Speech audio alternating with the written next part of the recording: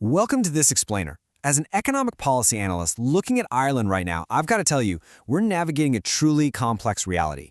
We're zeroing in on the 2026 housing market, a landscape that's shifted so dramatically, it honestly defies traditional financial logic. We're going to pop the hood on this market, stick strictly to the data, and break down the central bank rules and structural forces currently at play. Now, to really grasp the mechanics here, let's anchor our analysis in reality. No abstract figures just yet. Instead, picture an ordinary professional couple. They're doing quite well, pulling in 80,000 euros each. That gives them a combined gross household income of 160,000 euros. By literally any standard, that is a massive chunk of money coming in every single year. Which brings us to a frankly startling reality, and really the core question of this whole explainer. Why on earth is 160,000 euro income no longer enough to comfortably buy a home?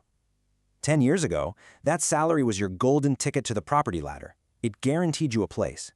But today, in 2026, we're staring down a stark paradox. A couple earning this much might not even financially qualify to buy the exact same house they're currently renting. So what actually changed to lock out even the highest earners?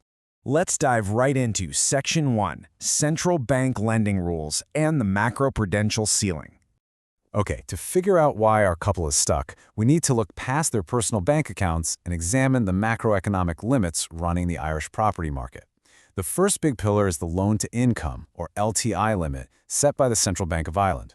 This rule dictates you can typically only borrow a maximum of 4 times your gross annual salary.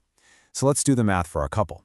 Combined income of 160,000 euros, multiply that by 4, and their borrowing power hits a hard stop. The absolute maximum mortgage they can legally get approved for is 640,000 euros.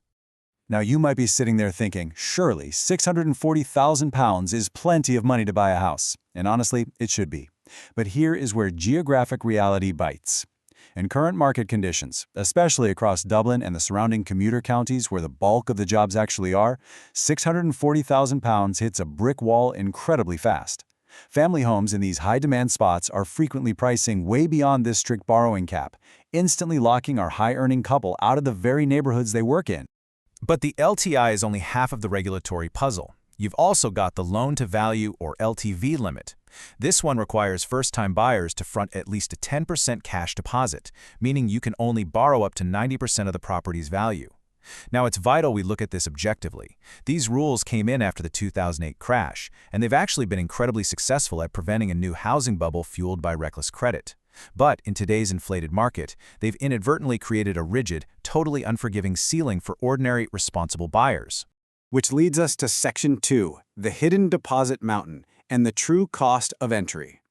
Let's shift our focus away from the mortgage itself for a second and look at the brutal cash reality facing our couple. Say they find a modest home for 500,000 euros. This breakdown brilliantly illustrates the sobering difference between looking good on paper for a mortgage and actually having the cash required to close the deal. For a 500K home, your 10% deposit is 50,000 euros. But wait, that's just the start. You've got to factor in legal fees, which run anywhere from 5,000 to 10,000 euros, plus stamp duty of around 5,000 euros. When you tally the whole shebang up, the total cash you need just to get the keys in your hand is between 60,000 and 70,000 euros. So, the absolutely crucial takeaway here is this brutal paradox. You can comfortably afford the monthly mortgage repayments on your 160,000 euro salary, no problem, but you cannot afford the entry ticket. Why? Because hoarding 60,000 to 70,000 euros in raw cash is practically impossible right now. When you factor in historically high rents, high taxes, and a wildly inflated cost of living, your ability to stash away that much surplus cash is severely compromised, even if you're a top earner. Moving on to Section 3, Supply versus Demand, the core structural deficit. If we zoom out to the broader economy, we can see exactly where the market's engine is sputtering and what's actively driving this crisis. This breakdown of supply and demand perfectly illustrates the collision happening in the real economy. On the demand side, you've got strong, sustained pressure from population growth, immigration, and a demographic shift towards smaller households. Neutrally speaking, these are just massive drivers of need.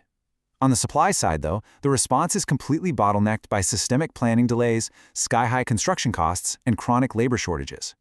The result? Pure mathematics. You simply have far too many buyers chasing far too few homes. This brings us to Section 4, Investor Competition and Competing for the Same Keys. As if the supply deficit wasn't enough of a headache, Our 160K couple is stepping into a ring heavily dominated by powerful institutional players. Just look at this comparison. On one side, we have our ordinary buyers. They're heavily restricted. They depend on bank approval, they're strictly capped at that 4x salary multiple, and their purchasing process is notoriously sluggish. On the other side, institutional investors and real estate investment trusts, or REITs. These guys are generally cash buyers. They don't have central bank mortgage caps holding them back, and they can close deals at lightning speed. It starkly illustrates why these central bank safety rules end up disproportionately restricting individuals while leaving institutional cash entirely unhindered. Which drops us right into Section 5, the bidding war reality, where asking prices are just the start. So, what exactly happens when you throw restricted supply, huge demand, and unhindered institutional cash into a blender? In this market, the asking price is literally just the starting whistle. Because there's so little supply, homes are routinely selling for 20, 50, or even over 100,000 euros above the initial asking price. And this exacts a massive psychological and financial toll. It creates intense pressure, forcing regular buyers to drain their emergency savings just to stay in the race. It means that even if you technically qualify for the mortgage, a brutal bidding war can ensure you still lose the house, which pushes overall market prices continuously higher and higher. Let's look at Section 6, Government Supports. Do interventions actually help? Given these extreme pressures, we've got to look objectively at whether government interventions actually solve the underlying problem. When we analyze schemes like Help to Buy or the First Home Scheme, a really clear duality emerges. On a micro level, their intended function is great. Boost purchasing power and help individuals bridge that impossible deposit gap we talked about earlier. However, the macroeconomic side effect? That's highly debated. Critics argue that by injecting more purchasing power into a severely supply-constrained market, these schemes essentially just stimulate demand even further. Paradoxically, this pushes overall property prices even higher, so they might help an individual win the bidding war today, but arguably worsen the whole system for tomorrow.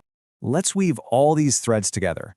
For our model couple earning 160,000 euros, the harsh reality of 2026 is that a high income alone just doesn't cut it anymore.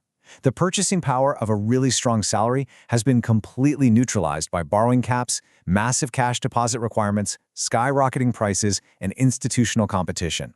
Success in today's housing market is now dictated by existing wealth and savings, impeccable timing, and navigating ruthless market conditions, not just earning a good living. When we analyze this entirely objectively, we have to acknowledge a pretty difficult truth. As this quote highlights, the system isn't broken in the way we might naturally think. It's actually doing exactly what it was designed to do after 2008, prevent risky lending. The central bank rules are absolutely succeeding at stopping a credit bubble. The real tragedy is that these functioning rules are currently colliding head-on with a severe, historic housing shortage.